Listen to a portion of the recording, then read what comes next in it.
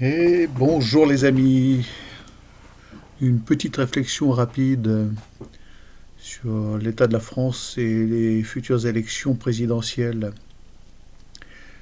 Tout le monde, sauf quelques gauchistes, reconnaît que l'état de la France est déplorable à tout niveau. Alors je peux vous en faire une liste, hein, des niveaux. Euh, Ça se ressent sur le moral des gens. Le moral des gens est épouvantable. Donc on assiste à un déclin exponentiel, ça s'accélère, les choses s'accélèrent. Et elles s'accélèrent depuis, on peut remonter à la Révolution française, hein, c'est clair et net. Moi, je dis pas qu'avant c'était le paradis sur Terre, je dis qu'à partir du moment où on a voulu instaurer cette espèce de république M, les choses s'aggravent avec une perte de sens et une perte du bien commun, en particulier la notion de bien commun. euh, le bien commun des gauchistes, c'est celui qui prévaut aujourd'hui pour tous, et on ne peut pas dire que cette force de progrès face à la France vers un mieux. Voilà. Donc tout se dégrade, tout part en sucette. Et sous Sarkozy, on avait déjà atteint un sommet, on se disait, alors moi j'étais en mer, on faisait le tour du monde à la voile, mais je me souviens très bien qu'on se disait, comment peut-on tomber aussi bas? Est-ce qu'on peut tomber plus bas? Et hop, Hollande. Alors là, on s'est dit, là, on a touché le fond.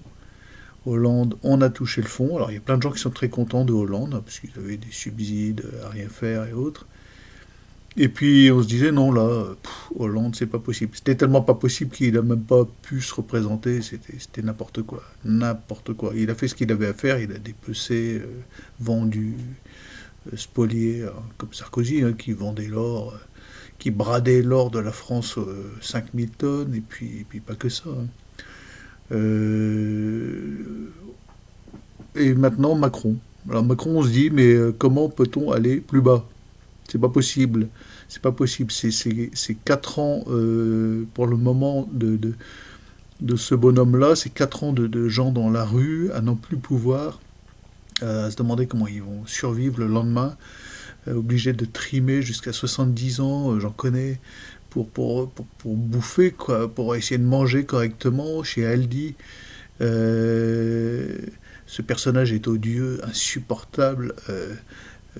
Son sort, c'est la prison à vie, et plus si affinité. Il faudrait qu'on remette la peine de mort, hein, c'est clair et net. Pour haute trahison, hein, il a bradé nos industries. Là, on assiste au spectacle déplorable des sous-marins. C'est pas tellement pour les 50 milliards, parce que l'argent, ils en ont rien à fiche. L'argent, ils appuient sur un bouton, il y a 50 milliards, 200 milliards, c'est de l'argent magique. Contrairement à ce qu'il disait, là, cette espèce de raclure, là, l'argent magique, ils s'en foutent. Ils appuient sur un bouton, ils te font 50 milliards demain, dans la seconde, à la milliseconde. Toi, par contre, si tu payes pas ta note d'électricité ou d'eau, tu as intérêt à avoir fait des stocks de pluie, parce que ton eau, on va te la couper direct, hein. Si tu peux plus payer tes 150 euros de note de flotte, c'est mort, hein. Donc peu importe, on se disait sous Hollande, on ne peut pas aller plus bas. Maintenant, on se dit sous Macron, on ne peut pas aller plus bas. Donc je vous pose la question, est-ce que vous pensez vraiment que celui qui succédera à Hollande, enfin, peu importe, un Isval, à Macron, sera mieux et sauvera la France? Alors là, je vous la pose la question, parce que euh, si c'est pas Macron lui-même qui s'auto-succède, alors qu'il a la France intégralement contre lui, c'est possible, hein, dans le système électoral qui est le nôtre, qui est tellement frauduleux, tellement aberrant, où il suffit qu'il y ait 4 personnes à voter, c'est un vol d'ailleurs, hein, à voter. Si sur les 4 il y en a 3 qui votent Macron, il n'y a plus que 4 personnes qui votent, il sera élu président de tous les Français, 60 millions de Français. Enfin, s'il reste 60 millions dans 6 mois. Bon, ça c'est une autre question. Donc, est-ce que vous pensez vraiment que si vous mettez qui que ce soit, hein, par le même système, par le truchement, des mêmes financements, parce que les mecs, ils sont financés tous pareil, hein. Le Zemmour, le financement de Zemmour, c'est exactement le même financement que Macron. C'est pareil, c'est les mêmes mecs qui financent. C'est les mêmes Attali derrière, en conseiller, c'est exactement les mêmes. Il y a aucune nuance. Aucune. Ah, le gars, il roule des épaules. Bon, je vais pas rentrer sur le problème communautaire en plus. Mais là, vous voyez, c'est consternant, hein. Toute la droite, enfin, ceux qui croient qu'il y a encore une droite, parce que il est évident qu'au point où on en est, il n'y a plus que des gens qui n'en peuvent plus. Il n'y a pas de droite, il n'y a pas de gauche. Il suffit d'aller sur un rond-point de gilets jaunes, dans une manif anti toutes les saloperies là, de perte de liberté. C'est autant ma mère qui est bourgeoise à Versailles que mon voisin qui est agriculteur, hein. C'est pareil, c'est tous les mêmes et on se parle. Il n'y a plus de droite, plus de gauche, hein. Mais il reste quand même une espèce de caste de mecs incarnés par TV, Liberté, le Galou et tous ces gens qui nous vendent du Zemmour, comme la panacée, le pied. Mec, mais il n'y a aucune différence. En plus, voilà, alors il y a les nationales, il y a comment c'est, les islamo-gauchistes d'un côté et les nationaux-sionistes de l'autre, hein. Je ne sais pas lesquels sont supérieurs aux autres, hein. À mon avis, ils se valent dans le délire. Euh, c'est pas Zemmour qui va sauver la France. Et à mon avis, même si le gars présente mieux, euh, est-ce qu'il présente mieux d'ailleurs? Même si le gars, en apparence, prétend respecter plus le peuple, la France, pour ce qu'elle est, c'est ce qu'il dit, hein, je m'en fous, je ne vais pas aller vérifier, ça n'a aucun intérêt. C'est le même que Macron. Ses maîtres sont exactement les mêmes loges, les mêmes financiers, les mêmes mondialistes, et c'est la même secte européenne qui dirige, les mêmes salopards d'Europe qui dirigent. Le gaz sera pire. On va vers un déclin absolu, total. Quel que soit le gars que si vous mettez Marine, hein, ça sera pareil. Pire, Marine, là, ça sera direct, hein. Dans 3 mois, la France entière est dans la rue, n'en peut plus, tellement elle est bête. Voilà. Covid ou flippé comme les autres, européiste sans aucune conviction, prête à vendre son père pour je sais pas quoi, même pas une poignée de lentilles, si encore c'est noble, hein, les lentilles, mais elle c'est pour pouvoir nourrir son chat, enfin j'en sais rien, c'est n'importe quoi. Donc est-ce que vous croyez vraiment qu'enfin on va pouvoir mettre un président de la République mieux, qui nous entraîne pas un petit peu plus dans le déclin? Vous croyez vraiment? Je vous pose la question. Là, depuis. C'est pas tant depuis Giscard, hein. Moi, je remonte à Giscard, parce que Pompidou, j'étais vraiment minot. De Gaulle, je venais de naître. Euh, j'ai quelques vagues souvenirs de Giscard. J'étais suffisamment conscient. Euh, J'allais à l'école, j'apprenais à lire et tout, sous Giscard. Oh, j'étais mieux que ça, j'étais au collège, sous Giscard. Donc je me souviens très bien. Et puis après, le déclin, enfin Giscard, ça a commencé, hein, avec l'avortement, le regroupement familial. Hop, alors là on a foutu un grand coup de post-combustion au déclin, un grand coup d'accélérateur, et le déclin ne cesse de s'accélérer depuis, hein. Le bon Mitterrand, on en fait presque un symptôme tellement, enfin évidemment si on le compare à Macron, c'est extraordinaire Mitterrand, quelqu'un qui avait encore une stature, qui osait envoyer chier El Kabash, bon, c'était encore quelqu'un. Voilà, de toute façon, quel que soit le type qu'on comparera à Macron, humainement, euh, ça sera un dieu de l'Olympe, hein.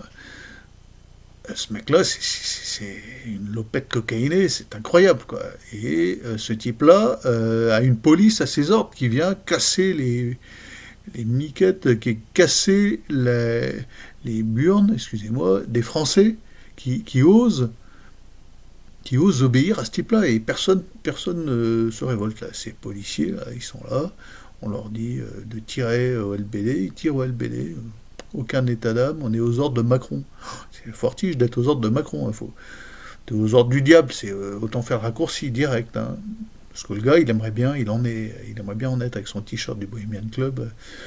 Euh, à mon avis, il en est pas. C'est son drame. C'est un pantin éjectable à qui on a donné un peu de pognon. J'aimerais bien savoir combien il a touché, moi, avec ces histoires de Pfizer. J'aimerais bien savoir combien il a palpé, combien il continue à palper. Ce serait intéressant. Est-ce qu'il y a un journaliste pour faire le taf qui peut aller voir combien ce type-là a touché avec Pfizer, à nous vendre son truc là? C'est sûr. C'est certain, c'est évident. C'est évident. C'est sûr et certain. Vous pouvez essayer de m'apporter la contradiction, de me prouver le contraire. C'est impossible. Bon. Et bon, il aimerait bien en être, mais il en est pas. Alors il porte des t-shirts c'est comme un appel. Regardez, regardez, hop, hop. Vous voyez, je suis avec vous les gars. Mais il en est pas. Il est très loin du compte. Alors lui, il invoque le diable. Hein, il fait de la magie noire, c'est sûr et certain. Il invoque Satan. C'est un petit mage. Euh, Sauf que voilà, c'est un petit, mais c'est pas lui qui tire les ficelles. Et le gars qui viendra après, si on reprend la même modalité de mise au pouvoir de ce type-là, quelle que soit son apparence physique, même s'il présente mieux tout ça, ça sera pour terminer le boulot. Parce que là, c'est tellement mort que là, on ne peut plus que terminer le boulot.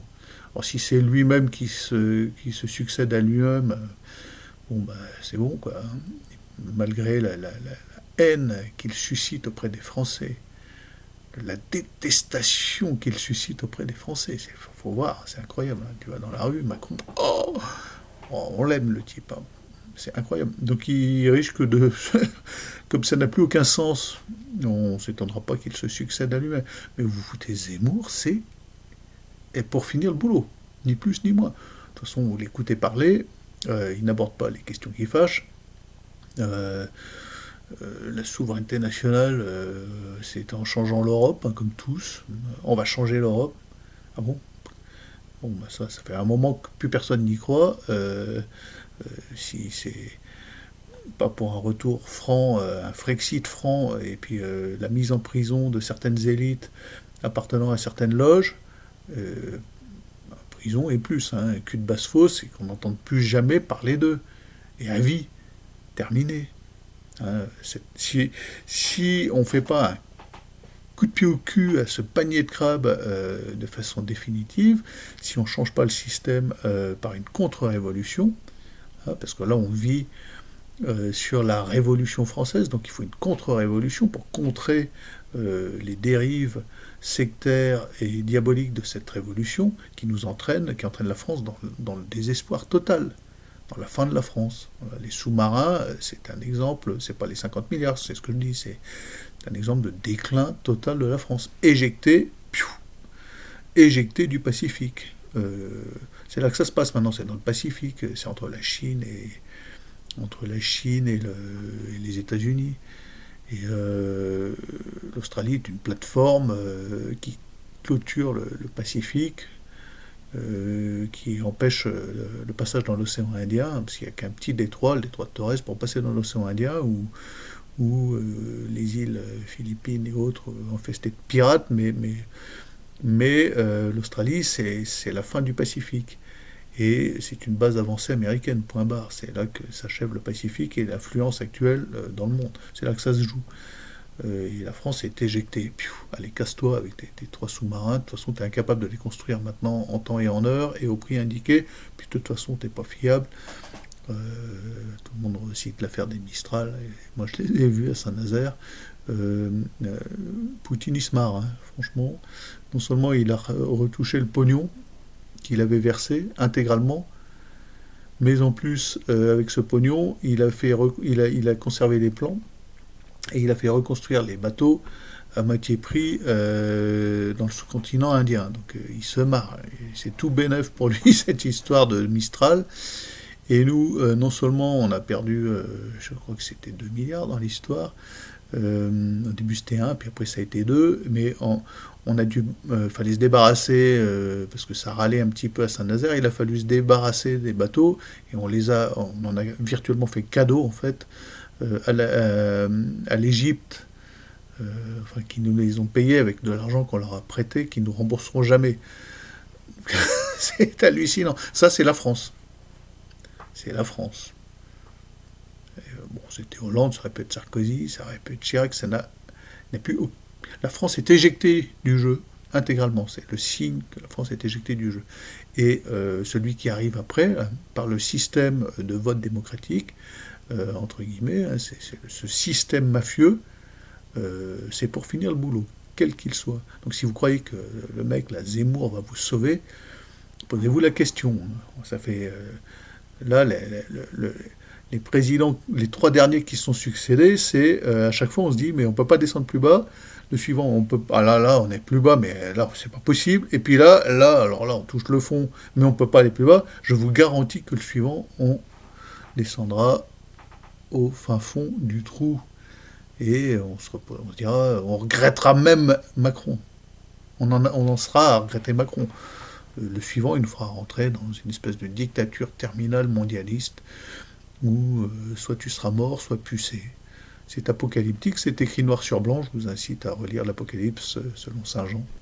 Il n'y a pas besoin d'être théologien pour interpréter maintenant, tellement, tellement c'est clair. Allez les amis,